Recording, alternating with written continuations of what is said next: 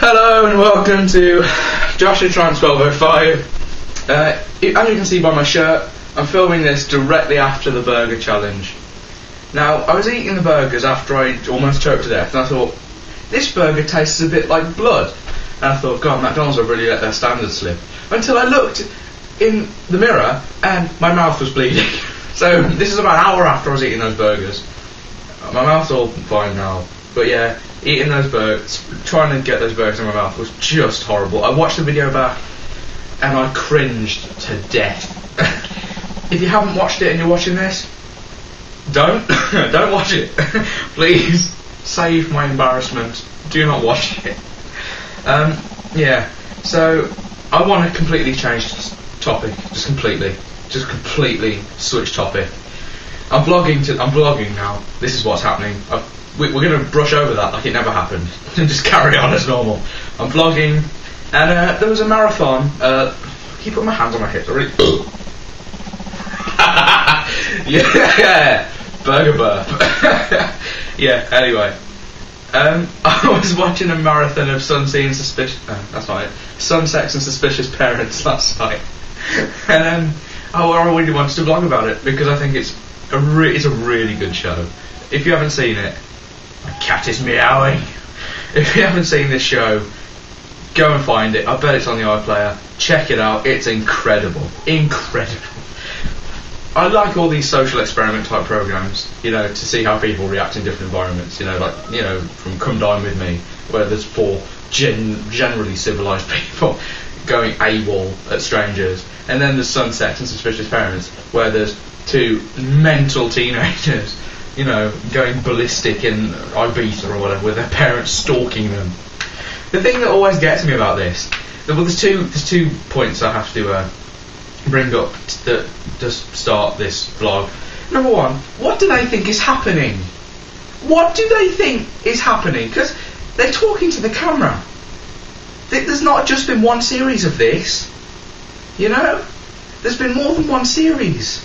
So when the camera blokes turn up and go, we're here to film you on your holiday, let's just get your parents in to film before they go, you're going to go, hang on a minute, I know what's happening, I watched the last series of this, I'm not being on your bloody programme, get lost. And I can't imagine how many times they've gone round to teenagers who busted them immediately and gone, Sunsets and Suspicious Parents. Yeah, obviously. So you have to start by getting teenagers who are too stupid to realise, which is normally what happens, or in the last episode I watched, just too posh to watch BBC Three. There was a girl who she was from Singapore, her family were from Singapore. She comes to England, she's like a gymnast, an honour student, whatever, and she goes on holiday and she does nothing bad. She barely drinks, doesn't do anything bad, not got drunk, and her parents there going, well, that's what we expected. Why did you do it then?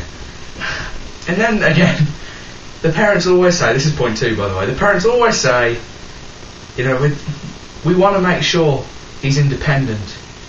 We want to make sure we can be free to not worry about our child. But, I'd say a point of being independent is to let them get on with it without the supervision of their parents. And this is technically the supervision of their parents, because they're seeing everything they're doing and they go, then we're not stalking, this is for the good of them. And it's clearly not.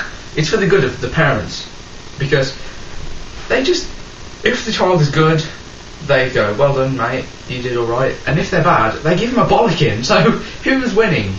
Yeah, the parent. Because if he's had a bad holiday, then you've ruined it. If he's been a bad lad, then you've ruined his holiday. And if he's been good, I can't trust my parents because they don't trust me anymore. I mean, I really love it. I just love to see what they do on holiday. Like, as I say, I love those social experiment type things. All it makes me want to do is go on holiday. I'm sitting there going, God, look at that. That's the time of their bloody life. I was writing in. I should write in, pretending to be my dad, going, oh yeah, my son, Joshua Trans 1205, because that's what I was christened as. I wasn't christened, but it is on the birth certificate, Joshua Trans 1205. He's running wild at home. I really want to see. He's going off to university soon. I want to see if he can take care of himself, and I'll trick my parents into agreeing to do it as well. And I can have a very nice holiday with the knowledge that my parents are watching me. So I'll just make sure I don't do what the production crew asks me too much, and I'll be fine and dandy. Today is Saturday. I will be, well, it's not when you're watching it because I'm not uploading it on Saturday, but today here is Saturday, and I'll be off to Bloodstock in 5 days. 5 days. I'm good at maths. I am. Yeah, 5 days, or 5 days and a bit. I was considering doing a while I'm packing for Bloodstock video, which would have been so dull. So dull and tedious. Yeah, here's a shirt. Crisps. One more. So yeah, I am still on track to film those 3 videos from Bloodstock. Really looking forward to getting there. The trip home is going to be a bit of a journey. We have to get a taxi 40 minutes from the area in Derby to the Derby coach station, which will cost us an arm and a leg.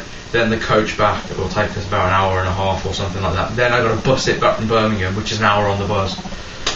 I am going to be shattered. When I came back from Sonsfield last year, I fell asleep standing up. I've never done that before, but I did last year, so hopefully it won't be as bad as that. But I've still got one of these burgers left, and it's staring me in the face. What time is it? 6 minutes, okay. Let's wrap this up quickly. Yeah, I'll hopefully be doing another world record.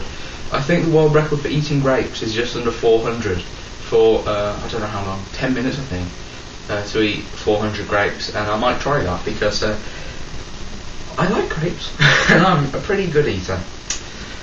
So yeah, you are lucky that I've hoard out my body for you by stuffing it full of burgers. I'm going to die of heart failure, which probably is my thing, and